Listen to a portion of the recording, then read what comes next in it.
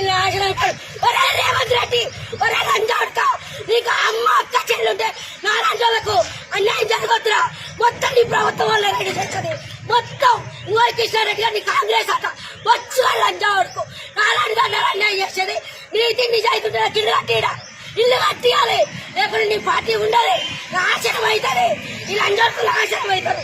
నాశనం మన్ను పోస్తా, గాజులు వల్ల కొడతా, గాజులు వల్ల కొడతా, మొదలాడిపోతారు. నేను బిడ్డలు కోసుకొని వస్తాను. ఇప్పుడు బిడ్డలు కోసుకొని కాలు పెట్టుకుంటా. అస్సలు కాదు, న్యాయం జరగాలి, ఆ న్యాయం జరగాలి. నేను అస్సలు కోను. నాకు ఇంత చెప్పకుండా సమాధానం.